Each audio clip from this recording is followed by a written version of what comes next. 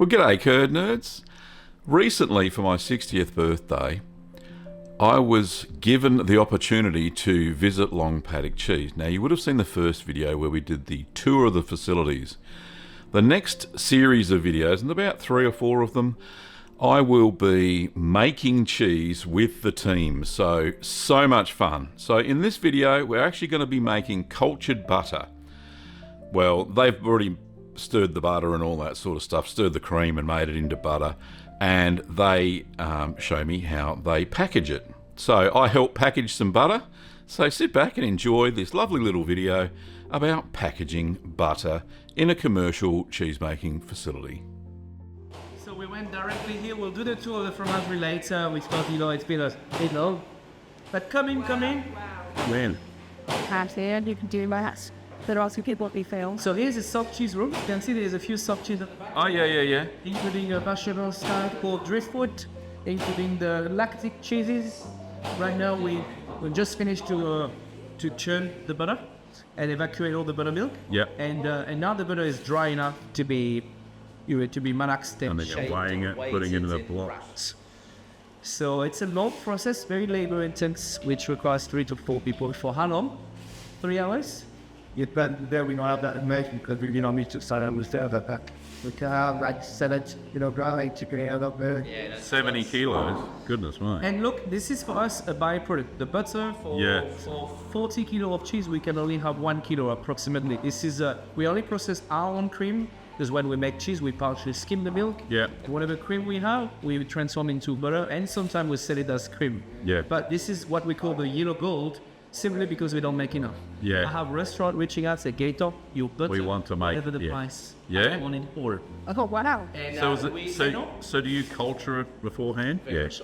So many butters in Australia are not, Yeah, exactly. And that's and they taste horrible. this is alive. Yeah.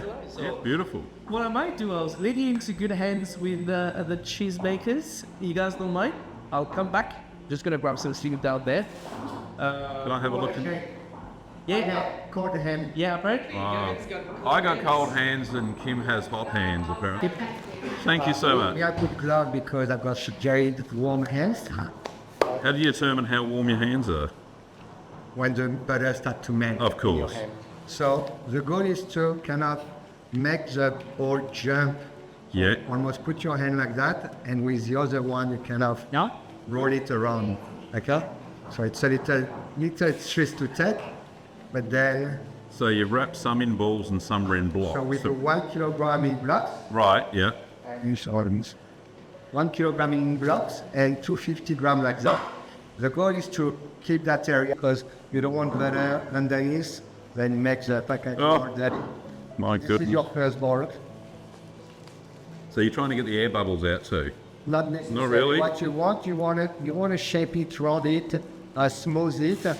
So you want pretty much the butter to almost jump a little bit in your hand.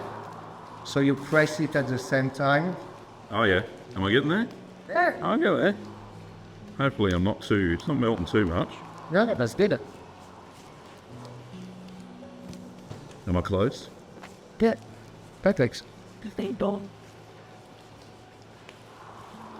you want this one? And you put it in the middle. So, There we go. Thanks, Tom. right. Oh, another one. Next up, we make it on the Monday morning with not busier and have an extra hand. I work for free, just to learn.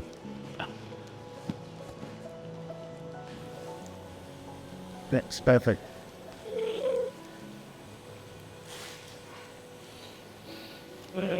Smells beautiful. Yeah, so we give you some. It's very hard to go back to Yeah. normal butter. I've made cultured butter before, and it's just so much better than just getting cream and whipping it and. Yeah.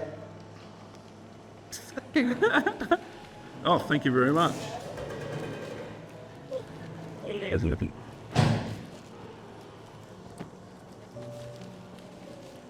I like it. I don't know if I get the hang of this. Probably do 20,000 cheeses, I'll get the hang of it. So what's the weight of this? 250. Right.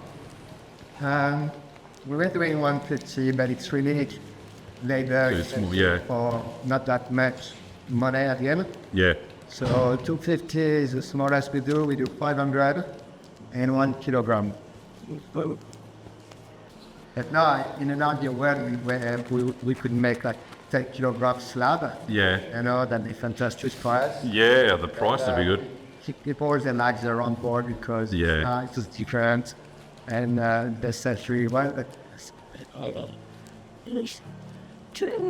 So what cheeses are you skimming the cream from for the butter? All of them.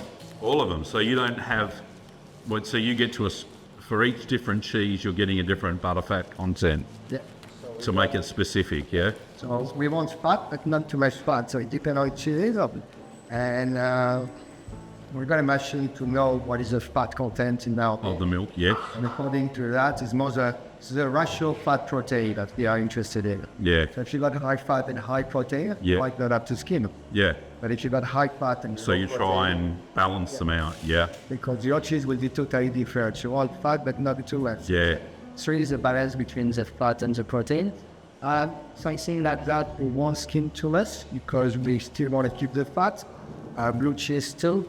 But hard cheese, lactic, it's a little bit more. Yes.